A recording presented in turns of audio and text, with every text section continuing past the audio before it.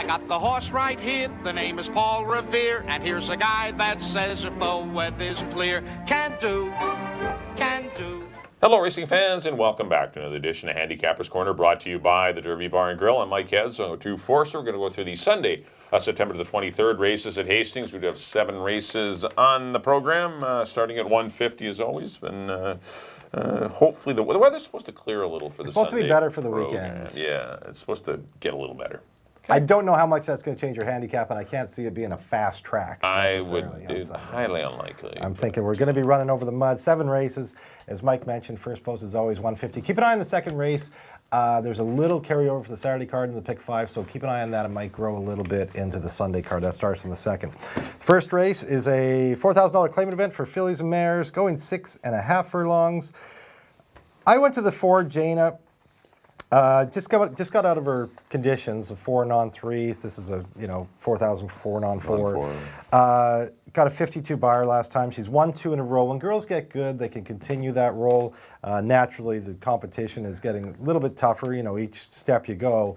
But this one didn't come up crazy tough. There's no big droppers in here. Jaina for me on top of Binda Spain, who ran a good second last time behind a tough one Peach Pike. She's running against some tough horses. Tattoo Kitty, Beloved Betty, Peach Pike. She's a logical second horse, and I threw in Lady Cash. Very good over the mud. 11 starts, 3 wins, 9 of 11 lifetime in the mud for Hall of Famer Frank Barabee, and she's having a good year. Hasn't yet to get to the winner's circle, but she's got 6 of 9 in the money, so I want her on my try ticket.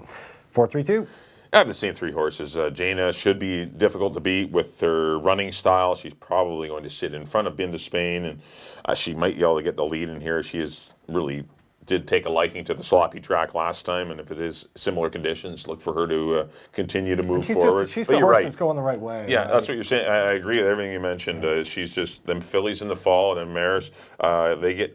They get streaky. They get good. And, they will climb the ladder. She doesn't have to climb the ladder, but they will get spring wins together. Through her conditions. But Binda Spain has run well in her last 3 starts, and she's live in here. Probably the best on paper on the race. And the 2-horse Lady Cash, I agree. She's had her share of bad luck. That's why she doesn't. I know.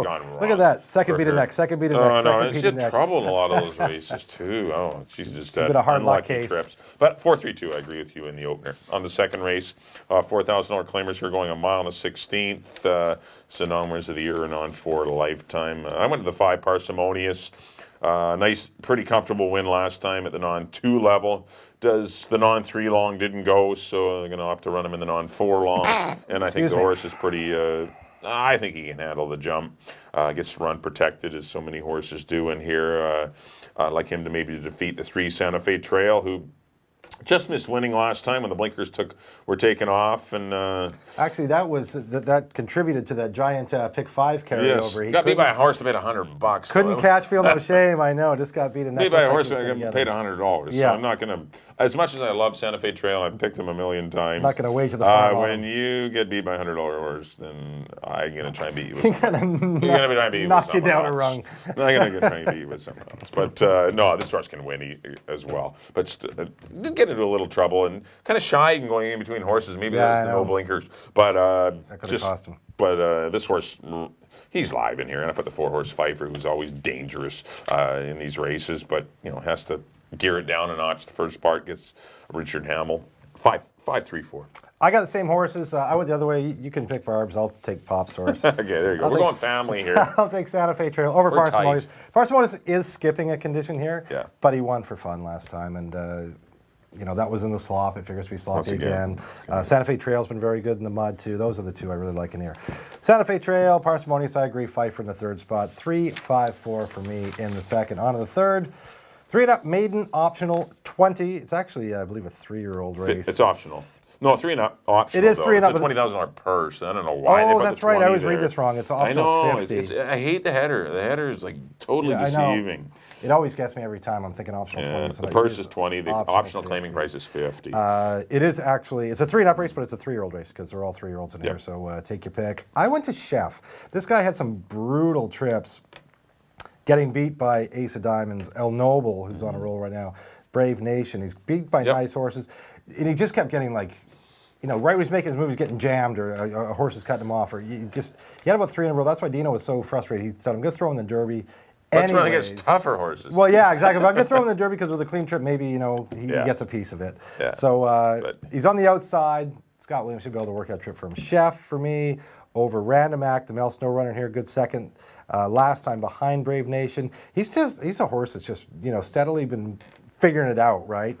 Fourth behind El Noble, Chef Speculator. Third behind the Chances Are. Second last time behind Brave Nation. He's just a horse that's, slowly seems to be figuring it out, putting it together, and in each race he's improving, and that's reflected in his buyers.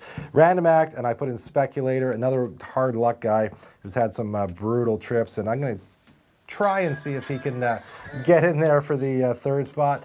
Right. Yeah, On the dance floor. We're going to the dance floor. I went 7, 2, and 4 in the third. I have the same 3 horses. I went Random Act on top. This horse ran a good race behind Brave Nation last time. I know the pace scenario helped him. 24 and 4, 49 and 4. He's sitting on that dreadful. Yeah, he's come back to work pace. good too. But I agree. This horse is live. Speculator, tough trip against slow fractions.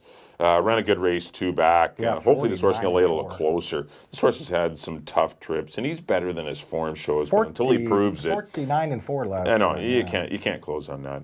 And I put the 7 Chef, who's had a lot of chances, but still very alive in here. He's going to win one of these days. But he is going to be a short price. 2, 4, and 7. I took the three of the boys that are in here against 3 fillies. There's 3 fillies in the race. Yeah. 1, 3, and 5 are all fillies, by the way.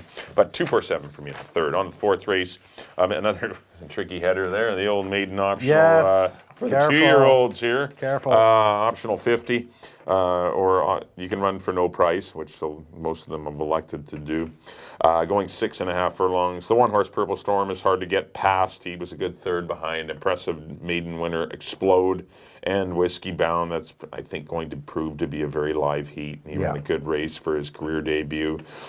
He gets the inside post, and I think he could be the speed of the race. I like him to win it. Put the 8-horse McMurphy in for second. A couple of good works since going to the sidelines for a while. He ran against Notice, who's a stakes winner, Explode, who just finished defeating Purple Storm, as well as Stay Fantastic, Honky Tonk Woman, and Explode again in that maiden allowance race going 6. He's run some tough This horse ones, is running good races, so he's got good company lines. And I put the 10 Amazonian in for third, a filly by Malibu Moon for the North American Thoroughbred Horse Company. Good set of works. Not a great post, but Scott Williams to be aboard, but 1, 8, 10. I agree with Purple Storm. I think he's going to be very tough in here. That was a race. McPherson had a bunch in that. He had like 4 or 5 in that last race, and he said this was kind of the dark horse that he liked in there. And he ran like it. He ran really well in his first start. Figures to progress in his second start. I got Purple Storm on top. Amazonian, well-bred daughter of Malibu Moon, as you mentioned, of the Glen Todd, North American Thoroughbred. A couple of fillies in here. The 6 and 10 are fillies. Yep. Against the boys. I those are the 2 I got below Purple Storm. But Amazonian, I know Grider sticks with McPherson's horse, but Scott Williams does a lot of work for Glenn in the mornings. He's very good on 2-year-olds, so that could be why they just kept Scott on the 10 Amazonian. And I put the other filly, Hefty Ransom, in the third spot. Jon Snow, Gordy Kristoff. I like the fact that John thought enough of her to run her in a stake in her first start, like get her into that sales stake that she was eligible for.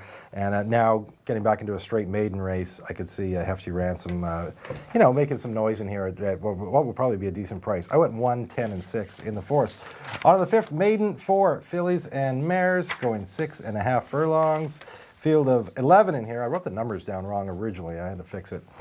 I went to the California horse, Grace Hopper, out of the Glen Todd barn. Not running great, but running those maiden 20s down there at Del Mar, which can be pretty salty. And the fact that she comes here, she's straight in for 4. We've seen California horses be pretty prominent here this year. Grace Hopper for me on top of the 4. Be Quick, Be Gone. Took the big drop down to 4,000 last time and just missed behind Second Solo. Tried to run down Second Solo and just kind of ran out of room. And you see that a lot of times. These horses, they're running for higher. They take the drop down and they get beat their first time at the drop, but they come back and get it the next time. So Be Quick, Be Gone is live in here. And I threw in Jon Snow's horse 4 to win. The other one taking a big drop. Maiden special weight, maiden 25. Now he's getting serious right in here for maiden 4, and I think she should be heard from in here. I went 2, 4, 6. Yeah, I agree with the top 2. I went to the 4. They'll Be Quick, Be Gone. Really good runner-up effort when blinkers were added off the layoff last time. Second Solo just simply outran her, but I thought she ran a good race considering she sat close to some pretty fast fractions and did run on well at the end and was an easy second that day. So I like her to win it. The 2-horse Grace Hopper could easily win, but I don't know it's kind of a muddled form. Yeah. I know running against $20,000 or maidens, but those are generally bottoms races there as well, and it's just inflated numbers, but still not really been a competitor in any of those races. No work since arriving at Hastings, which was a little bit of a concern, but this one can, as I said, can easily win. Yeah. Connection. Yeah, you wouldn't be standing there shocked if No, she galloped Grace around Hopper there. wins. And I put the 7-horse Bomb. I had to throw someone in for third. Bombay for me was the best I could come up with. 4-2-7 for me in the 5th. On the 6th race, optional 25 for 3-year-olds here, going a mile on the 16th. Wow, the 8-horse El Noble seems to have found an easier spot here. Ran 4th in the Derby. Has speed. He's run huge since he started going long. He's been great. Yeah. Milton Palmer's done a great job with the horse, and he's a cool horse. And as I said, he ran good in the Derby. He sat close to it. He was rated nicely behind a slow pace and still sprinted on well at the end, but wasn't good enough against Sky Promise, Weekend Wizard, and Canadian Game. But there are none of those type of horses in here, and Canadian or El Noble's going to be really tough. Put the 1-horse Smart Deal in for second. Pretty impressed with him. Another game effort last time, losing to Panhandle. He did all the fighting on the head end, but Panhandle come out and clipped him in the stretch and outran him. He was game all the way down the lane too. They actually bumped at the head of the lane. Yeah, they had That was more Smart Deal coming out. Yeah, but there was contact. There was contact at the head of the lane, and but still, this horse ran game all the way down to the line because it looks like Panhandle was going to run by and win by a couple. Yeah. But this horse only lost by 3 parts of a length. Then I put the 7-horse Brave Nation in for third. He actually ran a better than looked race. He was a little wide. He showed some speed. He was a little handier in the race and ran well. Race didn't set up at all for him. Like, them off the pace horses need some fractions, and it just didn't materialize. But he's kind of an inexperienced horse anyways. He's only had won the one race, but I thought he was live in here as well. I went 8, 1, and 7. I've left out Not Yet, who likely will come from last again. I left out Proof It, who has to prove himself going along. Panhandle too. Yeah, I thought those were the 3 horses, 8, 1, and 7. I'm very similar. I'm with you. El Noble looks like this is a good spot for he's him. the horse. He's the horse to beat. I got him on top. Out of that last race, you took Smart Deal. I'm going with the horse that beat him, Panhandle. It looks like there could be some gas in here, and Panhandle's got a nice close. And I think Scott Williams suits this horse really well. He runs a big high-headed thing, and Scott seems to get along with that. This particular horse. Yeah, no, he fit him perfect last time. Rode a perfect race on him and got the money. So I got Panhandle the second spot, and I agree. Brave Nation looked very good breaking his maiden here. Off your maiden win going to the Derby is not ideal, but he wasn't disgraced. And he ran sneaky good in the Derby. It doesn't look like it on form, but he ran a sneaky good race in the Derby. So I went 8, 9, and 7 in the 6th. On to the 7th, the final race of the weekend. I can pull it up here. Field of 9. 8, non 3 for older boys, Colts and Geldings, going 6.5 furlongs. Mike said field of 9. Let me get all my sheets here. There we go. I went to the 3 Prado's Way for Glenn Todd. He's running some tough horses. We ran into Papa. They went in 116. Last time he got beat by 2 horses that freaked. Yeah, Silvertown last time got on the lead and just nobody could catch him, but he was still clear of the 3rd horse, Always Sunny. So Prado's Way for me. On top of Always Sunny, those are the 2 coming out of the 16 on 3. It was a tough 16 on 3 too. Dropping down in here into a 8 on 3. Those look like the 2 for me, and I threw in Give Me Some Slack. Who's reunited with Amadeo Perez, who was aboard when he won for 25 earlier this year, and he's been in some tough races. He's been off form, I'll say that. Now he gets into an 8 conditional race, and that could be more to his liking. I put him in 3rd. 3-5-1. I got the same sort. I like the 5 Always Sunny. Actually, this horse likes a slop, and I think he'll get a better pace to run at. He didn't get any pace to run at. Silvertown had an easy lead. It was painful. 22 and 4, 46. Fine. I had like a 3-length lead in 22 and 4, 46. So he had no chance, or 2-length lead. He had no chance to win that day, and he did well to be beaten only 1.25 lengths to Prado's Way. So I think he's the better of those 2 horses. Perfectly Reckless also interested me. His sprint 2 back was very good when he defeated My Grayson and Liquid Metal. And when he gets to the lead or close to the lead, this horse is pretty tough. And he's been freshened up after trying the marathons. And he was interesting too. And so I put him in for 2nd and Prado's Way for 3rd. I went 5, 4, and 3 to close out the Sunday afternoon program. That'll do it for our analysis. On the card, next up on screen will be a quick recap of our selections. Back on race number 1, I did go to the 4-horse.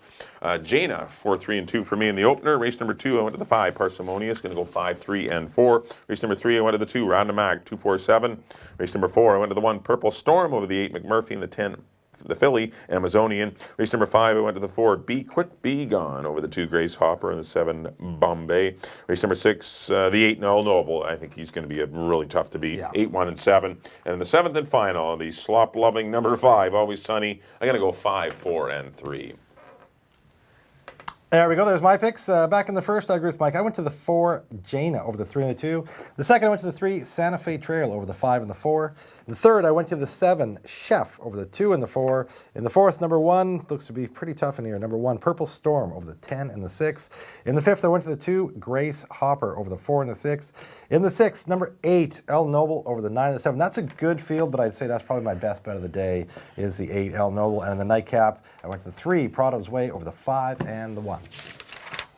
All right, once again, thanks everyone for tuning in to Handicapper's Corner. A quick reminder, our next live cards will be next Saturday and Sunday. Yep. Saturday the 29th, which will feature the $75,000 fantasy for 2-year-old fillies going a mile and a 16th. Nice. Kind of a real, a good matchup between Summerland and Dancing Shoes. It's going to be like 2 fillies that have been so impressive. Summerland probably slightly the more impressive of the 2 so far. What's cool too is they got totally different running styles. You got Summerland's going to be on the lead. Dancing Shoes going to be coming from off it, trying to run her down. I can't wait for that. That's going to be a great one. Yeah, it's going to be a real fun race. It's nice to see when the best horses meet the hook up, and that's going to be cool. Yeah, it's the first time they've run together all year. They've been charting their own course, and they've both been running very impressive. Yeah, they'll be next Saturday. And then Sunday, the Ascot graduation. Once again, a $75,000 race for the boys on September the 30th, probably headed by Dat Day. And it'll be a good... Yeah, Craig will have a few for that race for the mile and 16th Ascot graduation. That'll be a great card as well. So 2 cards next Saturday,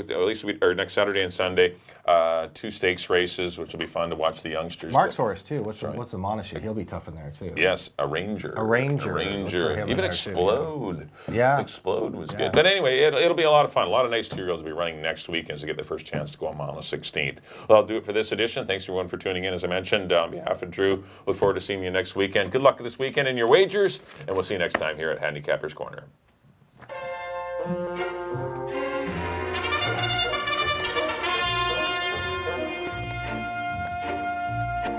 I got the horse right here, the name is Paul Revere, and here's a guy that says if the weather's clear, can do